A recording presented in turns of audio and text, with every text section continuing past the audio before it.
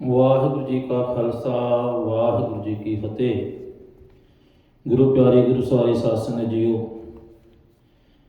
ਕੁਝ ਕੁ ਬੇਨਤੀਆਂ ਨੇ ਆਪ ਸੰਗਤਾਂ ਦੇ ਨਾਲ ਸਾਂਝੀਆਂ ਕਰਨਾ ਚਾਹੁੰਦਾ ਹਾਂ। ਜਿਵੇਂ ਕਿ ਆਪ ਸਾਰੀਆਂ ਸੰਗਤਾਂ ਨੂੰ ਭਲੀ ਭਾਂਤ ਪਤਾ ਹੈ, ਅੱਜ ਤਕਰੀਬਨ 1 ਮਹੀਨੇ ਤੋਂ ਉੱਪਰ ਦਾ ਸਮਾਂ ਹੋ ਗਿਆ ਹੈ। ਪਿਛਲੇ ਮਹੀਨੇ 20 ਅਗਸਤ ਨੂੰ ਗੁਰਦੁਆਰਾ ਸਾਹਿਬ ਗੁਰੂ ਨਾਨਕ ਸਿੱਖ ਸੈਂਟਰ ਵਿੱਚ ਜੋ ਘਟਨਾਕ੍ਰਮ ਵਾਪਰਿਆ ਹੈ, ਸਰਦਾਰ ਵਿਕਰਮਜੀਤ ਸਿੰਘ ਜੀ ਬਿੱਲ, ਸਤਵਿੰਦਰ ਸਿੰਘ ਸੱਤੀ, ਸਨੀ ਬਾਜਵਾ, ਜਤਿੰਦਰ ਬਰਾੜ, ਖੁਸ਼ਮਿੰਦਰ ਸਿੰਘ, ਅਜੀਤਪਾਲ ਭੁੱਲਰ, ਕਾਕਾ ਰੁਮਾਣਾ ਔਰ ਕਾਕਾ ਢਿੱਲੋਂ, ਮਨਦੀਪ ਢਿੱਲੋਂ ਔਰ ਇਹਨਾਂ ਦੇ ਨਾਲ ਜਿਸ ਨੇ ਸਭ ਤੋਂ ਵੱਧ ਸਹਿਯੋਗ ਜਿਹੜਾ ਹੈ ਗੁਰੂ ਗ੍ਰੰਥ ਸਾਹਿਬ ਮਹਾਰਾਜ ਦਾ ਸਰੂਪ ਚੱਕਣ ਦੇ ਵਿੱਚ ਕੀਤਾ ਹੈ, ਗਿਆਨੀ ਪ੍ਰੇਮ ਸਿੰਘ। ਇਹਨਾਂ ਨੇ ਸਾਰਿਆਂ ਨੇ ਰਲ ਮਿਲ ਕੇ ਧੱਕੇਸ਼ਾਹੀ ਦੇ ਨਾਲ ਗੁਰਦੁਆਰਾ ਸਾਹਿਬ ਦੇ ਵਿੱਚ ਇੰਟਰ ਕਰਕੇ ਇੱਥੋਂ ਜ਼ੋਰ ਜ਼ਬਰਦਸਤੀ ਦੇ ਨਾਲ ਗੁਰੂ ਗ੍ਰੰਥ ਸਾਹਿਬ ਮਹਾਰਾਜ ਦਾ ਪਵਿੱਤਰ ਸਰੂਪ ਚੁੱਕ ਕੇ ਲੈ ਗਏ ਸਨ। ਕਾਫੀ ਸਮਾਂ ਹੋ ਗਿਆ ਹੈ, ਕਾਫੀ ਇਹਨਾਂ ਨੂੰ ਸਮਝਾਉਣ ਦਾ ਯਤਨ ਕੀਤਾ ਗਿਆ ਕਿ ਆਪਣੀ ਗਲਤੀ ਮੰਨ ਲਵੋ, ਗੁਰੂ ਸਾਹਿਬ ਦਾ ਸਰੂਪ ਜਿਹੜਾ ਹੈ ਉਹ ਗੁਰੂ ਨਾਨਕ ਸਿੱਖ ਸੈਂਟਰ ਗੁਰੂ ਘਰ ਨੂੰ ਵਾਪਸ ਕਰ ਦਿਓ। ਪਰ ਸਾਧ ਸੰਗਤ ਜੀ ਕਹਿੰਦੇ ਨੇ, ਇੰਝ ਕਹਿ ਲਈਏ ਕਿ ਜਿਵੇਂ ਧੌਣ ਦੇ ਵਿੱਚ ਕਿੱਲਾ ਅੜਿਆ ਹੁੰਦਾ ਹੈ, ਆਪਣੀ ਆਕੜ ਨਹੀਂ ਛੱਡਣੀ, ਆਪਣੀ ਗਲਤੀ ਨਹੀਂ ਮੰਨਣੀ, ਸਗੋਂ ਇਸ ਗੱਲ ਨੂੰ ਹੋਰ ਵਧਾਉਣ ਦਾ ਯਤਨ ਕੀਤਾ ਜਾ ਰਿਹਾ ਹੈ। ਸਾਧ ਸੰਗਤ ਜੀ ਪਹਿਲੇ ਕਹਿੰਦੇ ਸੀ ਕਿ BC ਤੋਂ 5 ਸਿੰਘਾਂ ਨੇ ਆਉਣਾ ਹੈ, ਉਹਨਾਂ ਨੇ ਜਵਾਬ ਦੇ ਦਿੱਤਾ। ਫਿਰ ਕਹਿੰਦੇ ਕਿ ਕੈਲਗਰੀ ਤੋਂ 5 ਪਿਆਰਿਆਂ ਨੇ ਆਉਣਾ ਹੈ, ਉਹਨਾਂ ਨੇ ਵੀ ਹੱਥ ਖੜੇ ਕਰ ਦਿੱਤੇ। ਅਤੇ ਹੁਣ ਲਾਸਟ ਵਿੱਚ ਕਹਿੰਦੇ ਕਿ ਅਕਾਲ ਤਖਤ ਤੋਂ 5 ਸਿੰਘ ਜਿਹੜੇ ਨੇ ਉਹਨਾਂ ਦੀ 5 ਪਿਆਰਿਆਂ ਦੀ ਡਿਊਟੀ ਲਾਈ ਗਈ ਹੈ। ਉਹ ਟੋਰਾਂਟੋ ਦੇ ਵਿੱਚ ਰਹਿੰਦੇ ਨੇ, ਉਹਨਾਂ ਨੇ ਸਾਰੇ ਮਸਲੇ ਨੂੰ ਹੱਲ ਕਰਨਾ ਹੈ। ਉਹਨਾਂ ਦਾ ਜੋ ਵੀ ਫੈਸਲਾ ਹੋਏਗਾ ਉਹ ਸਾਨੂੰ ਮਨਜ਼ੂਰ ਹੋਏਗਾ। ਪਰ ਸਾਧ ਸੰਗਤ ਜੀ ਤਕਰੀਬਨ ਹੁਣ ਫਿਰ 12-14 ਦਿਨ ਹੋ ਗਏ ਨੇ, ਕਿਤੋਂ ਵੀ ਕੋਈ ਫੋਨ ਨਹੀਂ ਆਇਆ, ਕਿਤੋਂ ਵੀ ਕਿਸੇ ਤਰ੍ਹਾਂ ਦਾ ਜੋ ਮਸਲਾ 5 ਪਿਆਰਿਆਂ ਨੇ ਹੱਲ ਕਰਨਾ ਸੀ ਉਹ ਨਹੀਂ ਕੀਤਾ ਗਿਆ। ਸਾਧ ਸੰਗਤ ਜੀ ਅੱਜ ਇੱਕ ਮੈਂ ਬੇਨਤੀ ਕਰ ਦੇਵਾਂ, ਬਾਣੀ ਦੇ ਵਿੱਚ ਬਚਨ ਆਉਂਦੇ ਨੇ, ਚਿੱਟੇ ਜਿਨਕੇ ਕੱਪੜੇ ਮੈਲੇ ਚਿੱਤ ਕਠੋਰ ਜਿਓ। ਭਾਵ ਇਹ ਹੈ ਕਿ ਧਾਰਮਿਕ ਬਾਣਾ ਪਾ ਕੇ ਇਸ ਗੱਲ ਦਾ ਦਾਅਵਾ ਕਰਨਾ ਕਿ ਮੈਂ ਹੁਣ ਅੰਮ੍ਰਿਤ ਛਕ ਲਿਆ ਹੈ, ਅਸੀਂ ਜੀਵਨ ਵਿੱਚ ਪਤਾ ਨਹੀਂ ਕੀ ਕੁਝ ਕਰਦੇ ਰਹੇ ਹਾਂ ਅਤੇ ਹੁਣ ਅਸੀਂ ਗੁਰੂ ਘਰ ਦੀ ਸੇਵਾ ਦੇ ਨਾਲ ਜੁੜੇ ਹਾਂ। ਧਾਰਮਿਕ ਬਾਣੀ ਪਾ ਕੇ ਅੰਮ੍ਰਿਤ ਛਕ ਕੇ ਦਾੜਾ ਰੱਖ ਕੇ ਕੇਸ ਰੱਖ ਕੇ ਇਹ ਦਾਅਵੇ ਇਸ ਗੱਲ ਨੂੰ ਸਾਬਤ ਨਹੀਂ ਕਰ ਦਿੰਦੇ ਕਿ ਇਨਸਾਨ ਜਿਹੜਾ ਹੈ ਅੰਦਰੋਂ ਵੀ ਸੱਚਮੁੱਚ ਬਦਲ ਗਿਆ ਹੋਵੇ। ਸਾਧ ਸੰਗਤ ਜੀ ਕਹਿਣ ਦਾ ਭਾਵ ਇਹ ਹੈ ਕਿ ਬਗਲੇ ਜਿਹੜੇ ਨੇ ਉਹ ਨਦੀ ਕਿਨਾਰੇ, ਛੱਪੜ ਕਿਨਾਰੇ ਬੈਠੇ ਹੁੰਦੇ ਨੇ, ਕਈ ਵਾਰੀ ਉਹ ਇੱਕ ਲੱਤ 'ਤੇ ਵੀ ਖੜੇ ਹੁੰਦੇ ਨੇ, ਚਿੱਟਾ ਉਹਨਾਂ ਦਾ ਬਾਣਾ ਹੈ, ਵੇਖਣ ਨੂੰ ਬੜੇ ਸੋਹਣੇ ਲੱਗਦੇ ਨੇ, ਹੰਸਾਂ ਵਰਗਾ ਉਹਨਾਂ ਦੇ ਸਰੀਰ ਨੇ, ਪਰ ਉਹ ਹਮੇਸ਼ਾ ਹੀ ਇਸ ਤਾੜਨਾ ਦੇ ਵਿੱਚ ਰਹਿੰਦੇ ਨੇ ਕਿ ਕਦੋਂ ਉਹਨਾਂ ਨੂੰ ਮੱਛੀ ਦਿਸੇ ਅਤੇ ਉਹਦੇ 'ਤੇ ਝਪੱਟਾ ਮਾਰਿਆ ਜਾਵੇ।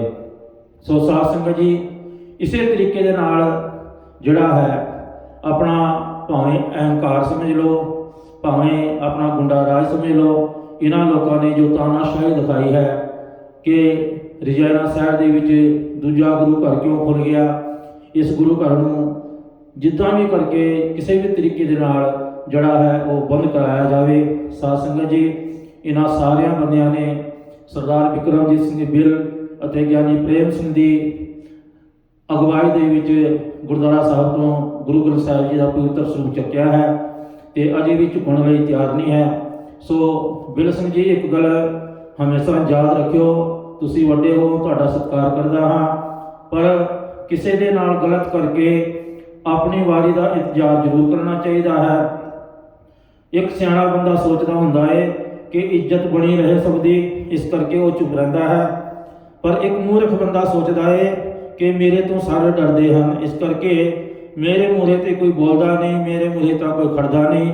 ਇੱਕ ਗੱਲ ਮੈਂ ਆਪ ਜੀ ਦੇ ਧਿਆਨ ਵਿੱਚ ਲੈ ਆਵਾਂ ਕਿ ਇਹ ਨਾ ਸੋਚਣ ਦੀ ਕੋਸ਼ਿਸ਼ ਕਰਿਓ ਕਿ ਤੁਹਾਡੇ ਤੋਂ ਇੱਥੇ ਸਾਰੇ ਡਰਦੇ ਨੇ ਜਾਂ ਮੈਂ ਤੁਹਾਡੇ ਤੋਂ ਡਰ ਜਾਵਾਂਗਾ, ਤੁਹਾਡੇ ਅੱਗੇ ਬੋਲਣ ਦੀ ਕੋਸ਼ਿਸ਼ ਨਹੀਂ ਕਰਾਂਗਾ, ਕਿਉਂਕਿ ਇਹ ਮੇਰੇ ਗੁਰੂ ਸਾਹਿਬ ਦੀ ਗੱਲ ਹੈ। ਸਾਡਾ ਗੁਰੂ ਘਰ ਗੁਰੂ ਨਾਨਕ ਸਿੱਖ ਸੈਂਟਰ ਤੋਂ ਜੋ ਗੁਰੂ ਸਾਹਿਬ ਜੀ ਦਾ ਪਵਿੱਤਰ ਸਰੂਪ ਤੁਸੀਂ ਲੈ ਕੇ ਗਏ ਹੋ, ਤੁਸੀਂ ਸਿੱਧਾ ਆ ਕੇ ਗੁਰੂ ਗ੍ਰੰਥ ਸਾਹਿਬ ਜੀ ਮਹਾਰਾਜ ਨੂੰ ਹੱਥ ਪਾਇਆ ਹੈ। ਤੇ ਇਸ ਲਈ ਮੈਨੂੰ ਜਿੱਥੋਂ ਤੱਕ ਵੀ ਖੜਨਾ ਪਵੇਗਾ, ਜਿੱਥੋਂ ਤੱਕ ਵੀ ਜਾਣਾ ਪਵੇਗਾ, ਮੈਂ ਜਾਵਾਂਗਾ। ਪਰ ਅਸੀਂ ਗੁਰੂ ਸਾਹਿਬ ਦੇ ਇਸ ਪਵਿੱਤਰ ਸਥਾਨ ਨੂੰ ਜਿਹੜਾ ਹੈ ਇਨਸਾਫ ਜ਼ਰੂਰ ਦਿਵਾਵਾਂਗੇ। ਸਾਧ ਸੰਗਤ ਜੀ, ਇੱਕ ਗੱਲ ਯਾਦ ਰੱਖਿਓ, ਮਤਲਬੀ ਰਿਸ਼ਤਾ ਜਿਹੜਾ ਹੁੰਦਾ ਨਾ ਉਹ ਕੋਇਲੇ ਦੀ ਤਰ੍ਹਾਂ ਹੁੰਦਾ ਹੈ। ਜਦੋਂ ਗਰਮ ਹੁੰਦਾ ਹੈ ਤਾਂ ਹੱਥ ਜਲਾ ਦਿੰਦਾ ਹੈ, ਤੇ ਜਦੋਂ ਠੰਡਾ ਹੋ ਜਾਂਦਾ ਹੈ ਤਾਂ ਹੱਥ ਕਾਲੇ ਕਰ ਦਿੰਦਾ ਹੈ। ਸੋ ਸਾਧ ਸੰਗਤ ਜੀ, ਮੈਂ ਇੱਕੋ ਗੱਲ ਕਹਿੰਦਾ ਹਾਂ ਕਿ ਝਗੜਾ ਸਿਰਫ ਜਿਹੜਾ ਹੈ ਉਹ ਗੋਲਕਾਂ ਦਾ ਹੀ ਹੈ। ਇਹ ਅੱਜ ਗਰੰਟੀ ਨਾਲ ਕਹਿੰਦਾ ਹਾਂ ਸਾਧ ਸੰਗਤ ਜੀ, ਅੱਜ ਗੁਰੂ ਘਰਾਂ ਵਿੱਚੋਂ ਗੋਲਕਾਂ ਚੁੱਕਦੇ ਹੋ, ਵੇਖਿਓ 4 ਦਿਨਾਂ ਦੇ ਵਿੱਚ ਹੀ ਪ੍ਰਧਾਨਗੀ, ਸੈਕਟਰੀ, ਸਾਰੀ ਜਿੰਨੇ ਵੀ ਕਮੇਟੀ ਹੈ, ਜਿਹੜੇ ਸਿਰਫ ਗੋਲਕਾਂ ਕਰਕੇ ਗੁਰੂ ਘਰ ਦੇ ਉੱਪਰ ਕਾਬਜ ਹੋਏ ਨੇ, ਇਹਨਾਂ ਦੇ ਸਾਰਿਆਂ ਦੇ ਅਸਤੀਫੇ ਜਿਹੜੇ ਨੇ ਉਹ ਗੋਲਕ ਦੀ ਜਗ੍ਹਾ ਪਏ ਹੋਣਗੇ। ਇਹ ਧਰਮ ਦੇ ਠੇਕੇਦਾਰ ਆਪ ਗੁਰੂ ਸਾਹਿਬ ਦੀ ਹਜ਼ੂਰੀ ਵਿੱਚ ਕਹਿੰਦੇ ਨੇ ਕਿ ਮਾਰਕੀਟ ਵਿੱਚ ਨਵੀਂ ਦੁਕਾਨ ਖੁੱਲ ਗਈ ਹੈ। ਭਾਵ ਸਤਵਿੰਦਰ ਸਿੰਘ ਸੱਤੀ ਨੇ ਇਹ ਗੱਲ ਸਟੇਜ ਤੇ ਖੜ ਕੇ ਹਜ਼ਾਰਾਂ ਸਿੱਖ ਸੰਗਤਾਂ ਦੇ ਸਾਹਮਣੇ ਆਖੀ ਹੈ ਕਿ ਪਤਾ ਨਹੀਂ ਇਹ ਗੁਰੂ ਸਾਹਿਬ ਦੀ ਆੜ ਵਿੱਚ, ਗੁਰੂ ਘਰ ਦੀ ਆੜ ਵਿੱਚ ਕਿਉਂ ਦੁਕਾਨਾਂ ਖੋਲ੍ਹ ਕੇ ਬੈਠ ਜਾਂਦੇ ਨੇ ਤੇ ਇਹ ਦੁਕਾਨਾਂ ਚਲਾ ਰਹੇ ਨੇ, ਤੇ ਬੇਲੋੜੀਆਂ ਸਪਾਂਸਰਾਂ ਦੇ ਕੇ, ਬੇਲੋੜੇ ਪੈਸੇ ਲੈ ਕੇ ਇਹ ਜਿਹੜਾ ਹੈ ਆਪਣੀਆਂ ਦੁਕਾਨਦਾਰੀਆਂ ਚਲਾ ਰਹੇ ਨੇ। ਕਹਿਣ ਦਾ ਭਾਵ ਇਹ ਹੈ ਕਿ ਇਹ ਮੰਨਦੇ ਨੇ ਇਸ ਗੱਲ ਨੂੰ ਕਿ ਮਾਰਕੀਟ ਦੇ ਵਿੱਚ ਨਵੀਂ ਦੁਕਾਨ ਖੁੱਲ ਗਈ, ਹੁਣ ਇਹਨਾਂ ਨੂੰ ਘਾਟਾ ਪੈ ਜਾਣਾ ਹੈ। ਸਾਧ ਸੰਗਤ ਜੀ, ਸਾਰਾ ਰੌਲਾ ਹੀ ਗੋਲਕ ਦਾ ਹੈ। ਅੱਜ ਗੋਲਕ ਦੇ ਵਿੱਚ ਪੈਸੇ ਪਾਉਣੇ ਬੰਦ ਕਰ ਦਿਓ, ਰਸੀਦਾਂ ਕਟਾਉਣੀ ਬੰਦ ਕਰ ਦਿਓ, ਕਿਉਂਕਿ ਇਹ ਰੌਲਾ ਹੀ ਸਾਰਾ ਇਨਕਮ ਦਾ, ਬਿਜ਼ਨਸ ਦਾ ਹੈ।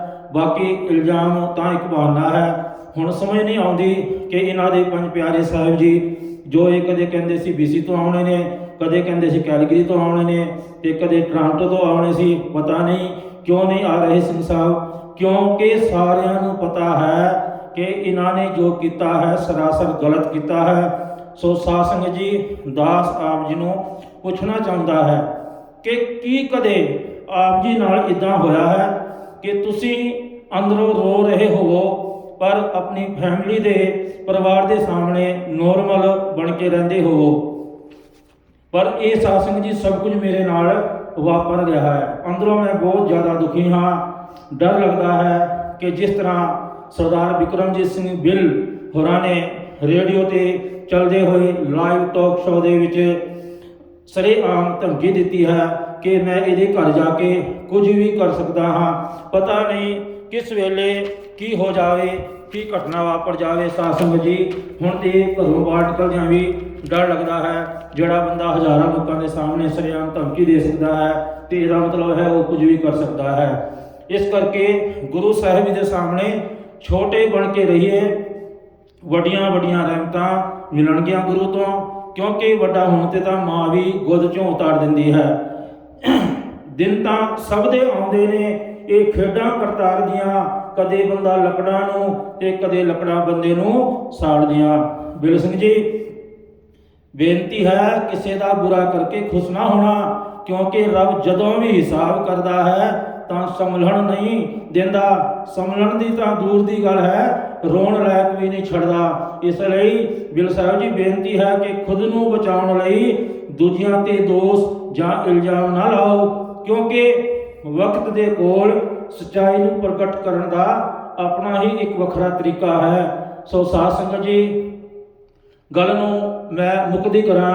ਕਹਿੰਦੇ ਨੇ ਕਿ ਇੱਕ ਰਾਜੇ ਦੇ ਦਰਬਾਰ ਦੇ ਵਿੱਚ ਇੱਕ ਬੰਦਾ ਜਿਹੜਾ ਹੈ ਨੌਕਰੀ ਮੰਗਣ ਵਾਸਤੇ ਜਾਂਦਾ ਹੈ। ਸਾਧ ਸੰਗਤ ਜੀ, ਦੁਬਲਾ ਪਤਲਾ ਇਹ ਬੰਦਾ ਰਾਜੇ ਦੇ ਦਰਬਾਰ ਵਿੱਚ ਪਹੁੰਚਦਾ ਹੈ ਤੇ ਰਾਜੇ ਨੂੰ ਕਹਿੰਦਾ ਹੈ ਕਿ ਰਾਜਨ, ਮੈਨੂੰ ਕੋਈ ਨੌਕਰੀ ਚਾਹੀਦੀ ਹੈ, ਨੌਕਰੀ ਦਿਓ। ਤੇ ਰਾਜੇ ਨੇ ਜਦੋਂ ਵੇਖਿਆ ਤੇ ਕਹਿਣ ਲੱਗਾ ਕਿ ਬਈ ਤੂੰ ਇੰਨਾ ਦੁਬਲਾ ਪਤਲਾ ਹੈ, ਮੈਨੂੰ ਲੱਗਦਾ ਨਹੀਂ ਤੂੰ ਕੁਝ ਕਰ ਸਕੇਗਾ, ਤੈਨੂੰ ਕਿਸ ਗੱਲ ਦੀ ਨੌਕਰੀ ਦਿੱਤੀ ਜਾਵੇ? ਤੇਰੇ ਵਿੱਚ ਐਸੀ ਕਿਹੜੀ ਖਾਮੀਅਤ ਹੈ, ਕੀ ਇਹੋ ਜਿਹੀ ਗੱਲ ਹੈ ਜਿਹੜਾ ਤੂੰ ਰਾਜ ਦਰਬਾਰ ਦੇ ਵਿੱਚ ਨੌਕਰੀ ਕਰਨ ਜੋਗਾ ਹੋਵੇਂ? ਤੇ ਸਾਧ ਸੰਗਤ ਜੀ, ਇਹ ਬੰਦਾ ਕਹਿਣ ਲੱਗਾ ਕਿ ਰਾਜਨ, ਮੇਰੇ ਅੰਦਰ ਇੱਕ ਬਹੁਤ ਵੱਡੀ ਖਾਸੀਅਤ ਇਹ ਹੈ ਕਿ ਮੈਂ ਸ਼ਕਲ ਵੇਖ ਕੇ ਤੇ ਨਸਲ ਦੱਸ ਦਿੰਦਾ ਹਾਂ। ਸਾਧ ਸੰਗਤ ਜੀ, ਰਾਜਾ ਬੜਾ ਹੈਰਾਨ ਹੋਇਆ ਕਿ ਇਹੋ ਜਿਹਾ ਬੰਦਾ ਵੀ ਹੋ ਸਕਦਾ ਹੈ ਕਿ ਕਿਸੇ ਦੀ ਸ਼ਕਲ ਵੇਖ ਕੇ ਤੇ ਉਹਦੀ ਨਸਲ ਦੱਸ ਦੇਵੇ। ਸੋ ਕਹਿਣ ਤੋਂ ਭਾਵ ਰਾਜੇ ਨੇ ਇਸ ਬੰਦੇ ਨੂੰ ਨੌਕਰੀ ਤੇ ਰੱਖ ਲਿਆ। ਤੇ ਅਗਲੇ ਦਿਨ ਰਾਜਾ ਇਸ ਬੰਦੇ ਨੂੰ ਕਹਿੰਦਾ ਹੈ ਕਿ ਚਲ ਆ ਇਹ ਦੱਸ ਕਿ ਮੇਰਾ ਇਹ ਘੋੜਾ ਜਿਹੜਾ ਹੈ ਕਿਸ ਤਰ੍ਹਾਂ ਦਾ ਹੈ। ਤੇ ਸਾਧ ਸੰਗਤ ਜੀ, ਰਾਜੇ ਨੇ ਘੋੜਾ ਬਹੁਤ ਮਹਿੰਗੇ ਭਾਅ ਖਰੀਦਿਆ ਸੀਗਾ। ਸੋ ਇਸ ਬੰਦੇ ਨੇ ਜਦੋਂ ਘੋੜੇ ਨੂੰ ਵੇਖਿਆ ਤੇ ਕਹਿਣ ਲੱਗਾ ਕਿ ਇਹ ਘੋੜਾ ਜਿਹੜਾ ਹੈ ਨਸਲੀ ਨਹੀਂ ਹੈ। ਉਹ ਕਹਿਣ ਲੱਗਾ ਕਿ ਕਿਵੇਂ, ਤੈਨੂੰ ਕਿਵੇਂ ਪਤਾ ਲੱਗਾ ਇਹ ਘੋੜਾ ਚੰਗੀ ਨਸਲ ਦਾ ਨਹੀਂ ਹੈ? ਕਹਿੰਦਾ ਜਾ ਕੇ ਤੁਸੀਂ ਪਤਾ ਕਰ ਲਓ। ਤੇ ਰਾਜਾ ਜਦੋਂ ਉਹਨਾਂ ਦੇ ਕੋਲ ਪਹੁੰਚਿਆ ਜਿੱਥੋਂ ਉਹ ਘੋੜਾ ਖਰੀਦਿਆ ਗਿਆ ਸੀ, ਕਹਿੰਦੇ ਨੇ ਕਿ ਉਹਨਾਂ ਨੇ ਇਸ ਗੱਲ ਨੂੰ ਮੰਨਿਆ ਕਿ ਘੋੜਾ ਵਾਕਈ ਜਿਹੜਾ ਹੈ ਉਹ ਜਿਹੜਾ ਹੈ ਮਾਂ ਆਪਣੀ ਤੋਂ ਪੈਦਾ ਹੋਇਆ ਚੰਗੇ ਨਸਲ ਦੀ ਮਾਂ ਸੀ, ਪਰ ਕਹਿੰਦੇ ਨੇ ਜਦੋਂ ਇਹ ਪੈਦਾ ਹੋਇਆ ਤੇ ਇਹਦੀ ਮਾਂ ਜਿਹੜੀ ਸੀ ਉਹ ਮਰ ਗਈ। ਸੋ ਇਹ ਨਿੱਕੇ ਹੁੰਦੇ ਤੋਂ ਹੀ ਸਾਡੀ ਗਾਂ ਦਾ ਦੁੱਧ ਪੀਂਦਾ ਰਿਹਾ ਹੈ। ਸੋ ਸਾਧ ਸੰਗਤ ਜੀ, ਬੜਾ ਹੈਰਾਨ ਹੋਇਆ ਰਾਜਾ ਨੇ ਜਦੋਂ ਇਸ ਨੂੰ ਪੁੱਛਿਆ ਕਿ ਭਾਈ ਤੈਨੂੰ ਕਿਵੇਂ ਇਸ ਗੱਲ ਦਾ ਪਤਾ ਲੱਗਾ, ਤੇ ਉਹ ਬੜਾ ਸੁੰਦਰ ਜਵਾਬ ਦਿੰਦਾ ਹੈ। ਸਾਧ ਸੰਗਤ ਜੀ, ਰਾਜੇ ਨੇ ਜਦੋਂ ਪੁੱਛਿਆ ਕਿ ਦੱਸ ਤੈਨੂੰ ਕਿਵੇਂ ਪਤਾ ਲੱਗਾ, ਤੂੰ ਇਹਦੀ ਸ਼ਕਲ ਵੇਖ ਕੇ ਕਿਵੇਂ ਦੱਸ ਦਿੱਤਾ ਇਹਦੀ ਨਸਲ ਬਾਰੇ? ਤੇ ਕਹਿਣ ਲੱਗਾ ਕਿ ਰਾਜਨ, ਘੋੜੇ ਜਦੋਂ ਘਾਹ ਖਾਂਦੇ ਹਨ, ਘਾਹ ਖਾ ਕੇ ਉਹ ਮੂੰਹ ਹਮੇਸ਼ਾ ਤਾਂ ਨੂੰ ਚੱਕਦੇ ਹਨ, ਉੱਪਰ ਨੂੰ ਚੱਕਦੇ ਹਨ, ਪਰ ਇਹ ਆਪਣਾ ਮੂੰਹ ਹਮੇਸ਼ਾ ਥੱਲੇ ਹੀ ਲਟਕਾਏ ਰੱਖਦਾ ਹੈ। ਜਿਵੇਂ ਗਾਵਾਂ ਜਾਂ ਹੋਰ ਡੰਗਰ ਘਾਹ ਖਾਂਦੇ ਨੇ, ਇਹਦੀ ਉਹ ਆਦਤ ਜਿਹੜੀ ਹੈ ਬਣੀ ਹੋਈ ਹੈ। ਸੋ ਰਾਜਾ ਬੜਾ ਖੁਸ਼ ਹੋਇਆ। ਕੁਝ ਜਿਹੜਾ ਸੀਗਾ ਉਹਦੇ ਘਰ ਉਸਨੇ ਰਾਸ਼ਨ ਵਗੈਰਾ ਭਿਜਵਾ ਦਿੱਤਾ, ਕੁਝ ਮਾਇਆ ਦੇ ਦਿੱਤੀ। ਅਗਲੇ ਦਿਨ ਰਾਜਨ ਕਹਿਣ ਲੱਗਾ ਕਿ ਇੱਥੇ ਆ, ਮੈਨੂੰ ਇਹ ਦੱਸ ਕਿ ਮੇਰੀ ਰਾਣੀ ਦੇ ਬਾਰੇ ਤੇਰਾ ਕੀ ਖਿਆਲ ਹੈ? ਸਾਧ ਸੰਗਤ ਜੀ, ਇਸ ਬੰਦੇ ਨੇ ਜਵਾਬ ਦਿੱਤਾ ਕਿ ਐ ਰਾਜਨ, ਤੇਰੀ ਜਿਹੜੀ ਰਾਣੀ ਹੈ ਉਹ ਬਹੁਤ ਸੁੰਦਰ ਹੈ, ਸੁਨੱਖੀ ਹੈ, ਹਾਰ ਸ਼ਿੰਗਾਰ ਵੀ ਕਰਦੀ ਹੈ, ਕੰਮ ਉਹ ਸਾਰੇ ਹੀ ਰਾਣੀਆਂ ਵਾਲੇ ਕਰਦੇ ਹੈ, ਪਰ ਨਸਲ ਜਿਹੜੀ ਹੈ ਇਹਦੀ ਰਾਣੀਆਂ ਵਾਲੀ ਨਹੀਂ। ਕਿ ਕਿਉਂ? ਕਿ ਤੁਸੀਂ ਪਤਾ ਕਰੋ। ਤੇ ਜਦੋਂ ਜਾ ਕੇ ਰਾਣੀ ਦੀ ਮਾਂ ਤੋਂ ਇਹ ਗੱਲ ਪੁੱਛੀ ਗਈ ਕਿ ਬਈ ਇਹਦੇ ਬਾਰੇ ਸੱਚੋ ਸੱਚ ਦੱਸੋ, ਇਹ ਕੌਣ ਹੈ? ਤੇ ਉਹਨਾਂ ਨੇ ਆਖਿਆ ਕਿ ਇਹ ਗੱਲ ਜਿਹੜੀ ਹੈ ਬਿਲਕੁਲ ਠੀਕ ਹੈ। ਸਾਧ ਸੰਗਤ ਜੀ, ਕਿਉਂਕਿ ਇਹ ਜਿਹੜੀ ਹੈਗੀ ਹੈ ਰਾਣੀ, ਜਦੋਂ ਇਸਨੇ ਜਨਮ ਲਿਆ ਸੀ ਤੇ ਸਾਡੇ ਘਰ ਦੇ ਵਿੱਚ ਬੱਚੀ ਨੇ ਜਨਮ ਲਿਆ ਸੀ, ਤੇ ਉਹ ਜਿਹੜੀ ਬੱਚੀ ਜਿਹੜੀ ਸੀਗੀ ਉਹ ਮਰ ਗਈ ਸੀ, 6 ਮਹੀਨੇ ਦੀ ਹੋ ਕੇ ਮਰ ਗਈ ਸੀ। ਤੇ ਸਾਡੇ ਜਿਹੜੇ ਘਰ ਦੇ ਵਿੱਚ ਨੌਕਰ ਸਨ, ਸਾਡੇ ਜਿਹੜੇ ਘਰ ਦਾ ਕੰਮਕਾਜ ਕਰਦੇ ਸਨ, ਉਹਨਾਂ ਦੇ ਘਰ ਇਸ ਬੱਚੀ ਨੇ ਜਨਮ ਲਿਆ। ਤੇ ਅਸੀਂ ਰਾਜ ਦਰਬਾਰ ਦੇ ਨਾਲ ਜਿਹੜਾ ਹੈ ਰਿਸ਼ਤੇਦਾਰੀ ਵਧਾਉਣ ਦੇ ਚੱਕਰ ਦੇ ਵਿੱਚ ਕਹਿ ਲਈਏ, ਜਾਂ ਉਹਨਾਂ ਦੇ ਸੰਪਰਕ ਦੇ ਵਿੱਚ ਰਹਿਣ ਕਰਕੇ ਅਸੀਂ ਜਿਹੜਾ ਹੈ ਇਸ ਬੱਚੀ ਨੂੰ ਗੋਦ ਲੈ ਲਿਆ, ਤੇ ਵੱਡੀ ਹੋਣ ਤੇ ਇਹਦਾ ਵਿਆਹ ਜਿਹੜਾ ਹੈ ਰਾਜ ਘਰਾਣੇ ਦੇ ਵਿੱਚ ਕਰ ਦਿੱਤਾ ਗਿਆ। ਸੋ ਰਾਜਾ ਬੜਾ ਜਿਹੜਾ ਸੀ ਹੈਰਾਨ ਸੀ। ਉਹਨੇ ਜਦੋਂ ਪੁੱਛਿਆ ਕਿ ਤੈਨੂੰ ਕਿਵੇਂ ਪਤਾ ਲੱਗਿਆ, ਉਹ ਕਹਿਣ ਲੱਗਾ ਕਿ ਰਾਣੀ ਰਹਿੰਦੀ ਤੇ ਰਾਜ ਮਹਿਲਾਂ ਦੇ ਵਿੱਚ ਹੈ, ਹਾਰ ਸ਼ਿੰਗਾਰ ਵੀ ਕਰਦੀ ਹੈ, ਸਭ ਕੁਝ ਰਾਣੀਆਂ ਦੀ ਤਰ੍ਹਾਂ ਕਰਦੀ ਹੈ, ਪਰ ਇਹਦਾ ਜਿਹੜਾ ਵਿਵਹਾਰ ਹੈ ਉਹ ਨੌਕਰਾਂ ਦੇ ਨਾਲ ਜਿਹੜਾ ਇਹਦਾ ਵਿਵਹਾਰ ਹੈ ਉਹ ਠੀਕ ਨਹੀਂ ਹੈ। ਇਹ ਹਮੇਸ਼ਾ ਉਹਨਾਂ ਦੇ ਨਾਲ ਇਸੇ ਤਰ੍ਹਾਂ ਵਿਵਹਾਰ ਕਰਦੀ ਹੈ ਜਿਵੇਂ ਨੌਕਰਾਂ ਦੇ ਘਰ ਦੀ ਕੁੜੀ ਹੋਵੇ। ਸੋ ਸਾਧ ਸੰਗਤ ਜੀ, ਰਾਜਾ ਬੜਾ ਖੁਸ਼ ਹੋਇਆ ਤੇ ਰਾਜੇ ਨੇ ਕੁਝ ਜਿਹੜਾ ਸੀਗਾ ਭੇਡਾਂ ਬੱਕਰੀਆਂ ਜਿਹੜੀਆਂ ਸਨ ਉਹ ਇਹਦੇ ਘਰ ਭਿਜਵਾ ਦਿੱਤੀਆਂ, ਕੁਝ ਧਨ ਪਦਾਰਥ ਭਿਜਵਾ ਦਿੱਤਾ। ਤੇ ਸਾਧ ਸੰਗਤ ਜੀ, ਅਗਲੇ ਦਿਨ ਰਾਜਾ ਕਹਿਣ ਲੱਗਾ ਕਿ ਤੂੰ ਇਹ ਦੱਸ ਕਿ ਤੇਰਾ ਮੇਰੇ ਬਾਰੇ ਕੀ ਖਿਆਲ ਹੈ? ਤੇ ਕਹਿਣ ਲੱਗਾ ਕਿ ਰਾਜਨ, ਗੱਲ ਤਾਂ ਮੈਂ ਦੱਸ ਦਵਾਂ, ਪਰ ਕਿਤੇ ਤੁਸੀਂ ਖਪਾ ਨਾ ਹੋ ਜਾਓ, ਨਾਰਾਜ਼ ਨਾ ਹੋ ਜਾਓ, ਛੋਟਾ ਮੂੰਹ ਤੇ ਵੱਡੀ ਗੱਲ ਹੈ। ਕਹਿਣ ਲੱਗਾ ਨਹੀਂ, ਤੂੰ ਦੱਸ ਕਿ ਤੇਰਾ ਮੇਰੇ ਬਾਰੇ ਕੀ ਖਿਆਲ ਹੈ? ਸਾਧ ਸੰਗਤ ਜੀ, ਕਹਿਣ ਲੱਗਾ ਕਿ ਫਿਰ ਗੱਲ ਇਸ ਤਰ੍ਹਾਂ ਹੈ ਕਿ ਕੰਮ ਤੁਹਾਡੇ ਵੀ ਜਿਹੜੇ ਨੇ ਰਾਜਿਆਂ ਮਹਾਰਾਜਿਆਂ ਵਾਲੇ ਕੋਈ ਨਹੀਂ ਹੈਗੇ, ਕੰਮ ਤੁਹਾਡੇ ਵੀ ਬਾਦਸ਼ਾਹਾਂ ਵਾਲੇ ਕੋਈ ਨਹੀਂ ਹੈਗੇ, ਕਿਉਂਕਿ ਤੁਸੀਂ ਮੈਨੂੰ ਲੱਗਦਾ ਹੀ ਨਹੀਂ ਕਿ ਕਿਸੇ ਰਾਜ ਘਰਾਣੇ ਦੇ ਵਿੱਚ ਜਨਮ ਲਿਆ ਹੋਵੇ। ਤੇ ਜਦੋਂ ਰਾਜੇ ਨੇ ਇਸ ਗੱਲ ਦੀ ਪੁਸ਼ਟੀ ਵਾਸਤੇ ਆਪਣੀ ਮਾਂ ਨੂੰ ਪੁੱਛਿਆ ਕਿ ਮੇਰੇ ਬਾਰੇ ਦੱਸੋ ਕਿ ਮੇਰੀ ਅਸਲ ਸੱਚਾਈ ਕੀ ਹੈ, ਤੇ ਮਾਂ ਨੇ ਆਖਿਆ ਕਿ ਇਹ ਗੱਲ ਸੱਚ ਹੈ ਕਿ ਜਦੋਂ ਸਾਡੇ ਘਰ ਪੁੱਤਰ ਪੈਦਾ ਹੋਇਆ ਤੇ ਉਹ ਕੁਝ ਸਮਾਂ ਪਾ ਕੇ ਮਰ ਗਿਆ। ਤੇ ਸਾਡੇ ਜਿਹੜੇ ਚਰਵਾਹੇ ਸੀ, ਭੇਡਾਂ ਬੱਕਰੀਆਂ ਚਾਰਦੇ ਹੁੰਦੇ ਸਨ ਪਿੰਡ ਦੇ ਵਿੱਚ, ਤੇ ਉਹਨਾਂ ਦੇ ਘਰ ਇੱਕ ਬੱਚੇ ਨੇ ਜਨਮ ਲਿਆ ਸੀਗਾ। ਤੇ ਅਸੀਂ ਆਪਣੇ ਵੰਸ਼ ਨੂੰ ਅੱਗੇ ਵਧਾਉਣ ਵਾਸਤੇ ਜਿਹੜਾ ਸੀਗਾ ਉਹਨਾਂ ਦਾ ਬੱਚਾ ਉਹ ਗੋਦ ਲੈ ਲਿਆ ਸੀ। ਸੋ ਤੇਰਾ ਜਨਮ ਜਿਹੜਾ ਹੈ ਉਹ ਚਰਵਾਹਿਆਂ ਦੇ ਘਰ ਦੇ ਵਿੱਚ ਹੋਇਆ ਹੈ। ਸਾਧ ਸੰਗਤ ਜੀ, ਰਾਜਾ ਜਿਹੜਾ ਸੀ ਦੁਖੀ ਦਾ ਬਹੁਤ ਹੋਇਆ, ਪਰ ਆ ਕੇ ਇਸ ਬੰਦੇ ਨੂੰ ਕਹਿੰਦਾ ਏ ਕਿ ਤੂੰ ਇਹ ਦੱਸ, ਤੈਨੂੰ ਇਹ ਸਭ ਕੁਝ ਕਿਵੇਂ ਪਤਾ ਲੱਗ ਗਿਆ, ਤੂੰ ਮੇਰੇ ਬਾਰੇ ਇਹ ਕਿਵੇਂ ਜਾਣ ਲਿਆ। ਤੇ ਉਹ ਬੰਦਾ ਬੜਾ ਸੁੰਦਰ ਜਵਾਬ ਦਿੰਦਾ ਹੈ। ਸਾਧ ਸੰਗਤ ਜੀ, ਕਹਿਣ ਲੱਗਾ ਕਿ ਇਹ ਰਾਜਨ, ਭਾਵੇਂ ਤੁਹਾਡੇ ਕੋਲ ਧਨ ਦੌਲਤ ਹੈ, ਫੌਜਾਂ ਨੇ, ਰਾਜ ਮਹਿਲ ਹੈ, ਸਭ ਕੁਝ ਹੈ, ਪਰ ਕੰਮ ਤੁਹਾਡੇ ਜਿਹੜੇ ਨੇ ਰਾਜਿਆਂ ਵਾਲੇ ਨਹੀਂ ਹੈ। ਕਿ ਦੱਸ, ਤੂੰ ਇਹ ਗੱਲ ਦਾਅਵੇ ਨਾਲ ਕਿਵੇਂ ਕਹਿ ਸਕਦਾ ਹੈ ਕਿ ਦੱਸੋ, ਜਦੋਂ ਮੈਂ ਤੁਹਾਨੂੰ ਦੋ ਗੱਲਾਂ ਸੱਚ ਸੱਚ ਦੱਸ ਦਿੱਤੀਆਂ ਤੇ ਤੁਸੀਂ ਮੇਰੇ ਘਰ ਕੁਝ ਰਾਸ਼ਨ ਭਿਜਵਾ ਦਿੱਤਾ, ਭੇਡਾਂ ਬੱਕਰੀਆਂ ਮੇਰੇ ਘਰੇ ਭਿਜਵਾ ਦਿੱਤੀ, ਇਹ ਕੰਮ ਜਿਹੜੇ ਨੇ ਬਾਦਸ਼ਾਹਾਂ ਨੂੰ ਜਿਹੜੇ ਨੇ ਸੌਂਪਦੇ ਨਹੀਂ। ਸੋ ਸਾਧ ਸੰਗਤ ਜੀ, ਕਹਿੰਦੇ ਨੇ ਕਿ ਅੱਜ ਸਾਡੀਆਂ ਨਸਲਾਂ ਦਾ ਪਤਾ ਲੱਗ ਰਿਹਾ ਹੈ। ਗੁਰੂ ਘਰ ਦੀ ਪ੍ਰਧਾਨਗੀ ਬਾਰੇ ਗੁਰੂ ਘਰ ਦੇ ਵਿੱਚ ਕਿਤਨੇ ਲੜਾਈ ਝਗੜੇ ਹੁੰਦੇ ਨੇ। ਅੱਜ ਇਸ ਸਾਖੀ ਨੂੰ ਸੁਣ ਕੇ, ਇਸ ਗੱਲ ਨੂੰ ਸੁਣ ਕੇ ਇਸ ਗੱਲ ਦਾ ਪਤਾ ਲੱਗਦਾ ਹੈ ਕਿ ਸਾਡੀਆਂ ਨਸਲਾਂ ਕਿਹੋ ਜਿਹੀਆਂ ਨੇ। ਗੁਰੂ ਘਰ ਤੇ ਕਬਜ਼ੇ ਕਰਨੇ, ਗੁਰੂ ਘਰ ਦੀ ਪ੍ਰਧਾਨਗੀ ਵਾਸਤੇ ਲੜਨਾ, ਕੀ ਇਹ ਗੁਰੂ ਦੇ ਸਿੱਖ ਨੇ? ਸਾਧ ਸੰਗਤ ਜੀ, ਇਹੋ ਜਿਹੇ ਬੰਦੇ ਗੁਰੂ ਦੇ ਸਿੱਖ ਨਹੀਂ ਹੋ ਸਕਦੇ। ਅਸੀਂ ਸਿੱਖ ਹਾਂ, ਹਰਕਤਾਂ ਤੋਂ ਪਤਾ ਚੱਲਦਾ ਹੈ ਕਿਹੜੀ ਨਸਲ ਦੇ ਹਾਂ। ਸੋ ਸਾਧ ਸੰਗਤ ਜੀ, ਇਸ ਕਰਕੇ ਕੋਈ ਸਿੱਖੀ ਦਾ ਬਾਣਾ ਪਾ ਲਵੇ, ਅੰਮ੍ਰਿਤ ਛਕ ਲਵੇ, ਇਸ ਗੱਲ ਦਾ ਦਾਅਵਾ ਕਰੇ ਕਿ ਅਸੀਂ ਜ਼ਿੰਦਗੀ ਵਿੱਚ ਬੜਾ ਕੁਝ ਕਰਦੇ ਰਹੇ ਹਾਂ, ਪਰ ਹੁਣ ਅਸੀਂ ਅੰਮ੍ਰਿਤ ਛਕ ਕੇ, ਬਾਣਾ ਪਾ ਕੇ ਗੁਰੂ ਵਾਲੇ ਬਣ ਗਏ ਹਾਂ, ਗੁਰੂ ਦੇ ਸੇਵਾਦਾਰ ਬਣ ਗਏ ਹਾਂ, ਪਰ ਨਹੀਂ, ਇਸ ਤੋਂ ਕੁਝ ਵੀ ਸਾਬਤ ਨਹੀਂ ਹੁੰਦਾ। ਸੋ ਸਾਧ ਸੰਗਤ ਜੀ, ਕਹਿਣ ਤੋਂ ਭਾਵ ਇਹ ਹੈ, ਸਰਦਾਰ ਬਿਕਰਮਜੀਤ ਸਿੰਘ ਜੀ ਬਿੱਲ ਹੋਰਾਂ ਨੇ ਜੋ ਇਹ ਹਰਕਤ ਕੀਤੀ ਹੈ, ਔਰ ਇੱਕ ਪਾਸੇ ਕਹਿੰਦੇ ਨੇ ਅਸੀਂ ਗੁਰੂ ਘਰ ਦੇ ਮੁੱਖ ਸੇਵਾਦਾਰ ਹਾਂ, ਸਾਡੀ ਡਿਊਟੀ ਹੈ ਸਾਰਾ ਕੰਮਕਾਜ ਜਿਹੜਾ ਚੰਗੇ ਤਰੀਕੇ ਦੇ ਨਾਲ ਵੇਖਣਾ। ਸੋ ਕੰਮ ਤਾਂ ਇਹਨਾਂ ਨੇ ਸਾਰਾ ਕੁਝ ਮਾੜਾ ਹੀ ਕੀਤਾ ਹੈ, ਕਿਉਂਕਿ ਮੁੱਖ ਮਨਸਾ ਇਹਨਾਂ ਦੀ ਇਹੀ ਸੀ ਕਿ ਰਜਾਈਨਾ ਸਾਹਿਬ ਦੇ ਵਿੱਚ ਦੂਜਾ ਗੁਰੂ ਘਰ ਜਿਹੜਾ ਹੈ ਉਹ ਨਹੀਂ ਹੋਣਾ ਚਾਹੀਦਾ।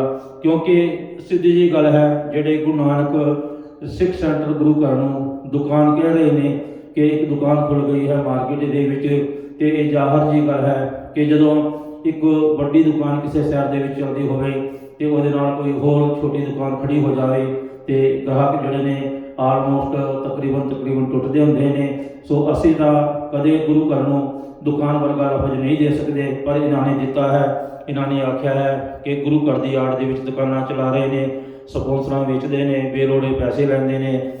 ਸੋ ਸਾਧ ਸੰਗਤ ਜੀ, ਇਸ ਤਰ੍ਹਾਂ ਦੀ ਬਿਆਨਬਾਜ਼ੀ ਕਰਕੇ ਪਤਾ ਨਹੀਂ ਇਹ ਕੀ ਕਰਨਾ ਚਾਹੁੰਦੇ ਨੇ, ਕੀ ਦਰਸਾਉਣਾ ਚਾਹੁੰਦੇ ਨੇ। ਅਸੀਂ ਸਿੱਖ ਹਾਂ, ਸਾਨੂੰ ਆਪਣੇ ਅੰਦਰ ਝਾਤ ਮਾਰਨ ਦੀ ਲੋੜ ਹੈ। ਜੇ ਕਿ ਵਾਕਈ ਅਸੀਂ ਗੁਰੂ ਦੇ ਸੱਚੇ ਸਿੱਖ ਹਾਂ ਤੇ ਅਸੀਂ ਕਰ ਕੀ ਰਹੇ ਹਾਂ। ਮੈਨੂੰ ਤੇ ਬੜਾ ਦੁੱਖ ਹੁੰਦਾ ਹੈ, ਬੜੀ ਸ਼ਰਮ ਮਹਿਸੂਸ ਹੁੰਦੀ ਹੈ ਕਿ ਸਾਨੂੰ ਗੁਰੂ ਸਾਹਿਬ ਨੇ ਸਿੱਖੀ ਦਾ ਪ੍ਰਚਾਰ ਕਰਨ ਵਾਸਤੇ ਲਈ ਪ੍ਰੇਰਿਆ ਸੀ। ਗੁਰੂ ਸਾਹਿਬ ਧੰਨ ਗੁਰੂ ਨਾਨਕ ਦੇਵ ਮਹਾਰਾਜ ਜੀ ਨੇ ਸਾਨੂੰ ਪਹਿਲਾ ਉਪਦੇਸ਼ ਇਹ ਦਿੱਤਾ ਸੀ, ਨਾਮ ਜਪੋ, ਵੰਡ ਛਕੋ ਤੇ ਕਿਰਤ ਕਰੋ। ਪਰ ਅੱਜ ਅਸੀਂ ਸਾਰੇ ਹੀ ਗੁਰੂ ਸਾਹਿਬ ਦੇ ਉਪਦੇਸ਼ਾਂ ਨੂੰ ਭੁਲਾ ਕੇ ਆਪੋ ਆਪਣਾ ਧੰਦਾ ਚਲਾਉਣ ਦੇ ਵਿੱਚ ਰੁੱਝੇ ਹੋਏ ਹਾਂ। ਸੋ ਸਾਧ ਸੰਗਤ ਜੀ, ਸਾਰੀਆਂ ਸੰਗਤਾਂ ਨੂੰ ਬੇਨਤੀ ਹੈ ਕਿ ਆਪ ਸਾਰੀਆਂ ਸੰਗਤਾਂ ਇਸ ਘਟਨਾਕ੍ਰਮ ਨੂੰ ਜੋ ਇਹਨਾਂ ਨੇ ਅੰਜਾਮ ਦਿੱਤਾ ਹੈ, ਇਸ ਦੇ ਵਿਰੁੱਧ ਆਵਾਜ਼ ਉਠਾਉਣ ਦੀ ਕੋਸ਼ਿਸ਼ ਕਰੋ। ਔਰ ਬੇਨਤੀ ਕਰਦਾ ਹਾਂ ਮੈਂ ਸਰਦਾਰ ਬਿੱਲ ਸਿੰਘ ਜੀ ਹੋਰਾਂ ਨੂੰ, ਸਾਰੀ ਇਹਨਾਂ ਦੀ ਜਿਹੜੀ ਟੀਮ ਹੈ, ਕਿ ਅਜੇ ਵੀ ਸਮਾਂ ਹੈ। ਸਵੇਰ ਦਾ ਭੁੱਲਿਆ ਜੇ ਸ਼ਾਮ ਨੂੰ ਘਰ ਆ ਜਾਵੇ ਤੇ ਉਸ ਨੂੰ ਭੁੱਲਾ ਨਹੀਂ ਕਿਹਾ ਜਾਂਦਾ। ਸੋ ਆਪਣੀ ਗਲਤੀ ਮੰਨ ਕੇ ਸਾਡੀ ਰਿਕੁਐਸਟ ਹੈ, ਬੇਨਤੀ ਹੈ, ਹੱਥ ਜੋੜਦੇ ਹਾਂ ਤੁਹਾਡੇ ਚਰਨਾਂ ਦੇ ਵਿੱਚ, ਬਈ ਤੁਸੀਂ ਆਪਣੀ ਭੁੱਲ ਨੂੰ ਬਖਸ਼ਾ ਲਓ ਤੇ ਗੁਰੂ ਸਾਹਿਬ ਦਾ ਪਵਿੱਤਰ ਸਰੂਪ ਜਿਹੜਾ ਤੁਸੀਂ ਇੱਥੋਂ ਲੈ ਕੇ ਗਏ ਹੋ, ਉਹਨੂੰ ਇੱਜ਼ਤ ਦੇ ਨਾਲ ਗੁਰੂ ਨਾਨਕ ਸਿੱਖ ਸੈਂਟਰ ਗੁਰੂ ਘਰ ਦੇ ਵਿੱਚ ਦੇ ਕੇ ਜਾਣ ਦੀ ਕਿਰਪਾਲਤਾ ਕਰੋ। ਤੁਹਾਡੇ ਧੰਨਵਾਦੀ ਹੋਵਾਂਗੇ। ਐਵੇਂ ਆਪਾਂ ਹੋਰ ਹੀ ਪਾਸੇ ਜਾ ਰਹੇ ਹਾਂ, ਹੋਰ ਹੀ ਗੱਲ ਵਧਾ ਰਹੇ ਹਾਂ। ਸੋ ਇਹ ਆਪ ਜੀ ਨੂੰ ਸੋਚਦਾ ਨਹੀਂ। ਸੋ ਜਿੰਨਾ ਛੇਤੀ ਹੋ ਸਕੇ ਇਸ ਮਸਲੇ ਨੂੰ ਨਿਬੇੜਿਆ ਜਾਵੇ। ਸਾਰੀਆਂ ਸੰਗਤਾਂ ਦਾ ਬਹੁਤ ਬਹੁਤ ਧੰਨਵਾਦ। ਭੁੱਲਾਂ ਚੁੱਕਾਂ ਦੀ ਖਿਮਾ। ਵਾਹਿਗੁਰੂ ਜੀ ਕਾ ਖਾਲਸਾ, ਵਾਹਿਗੁਰੂ ਜੀ ਕੀ ਫਤਿਹ।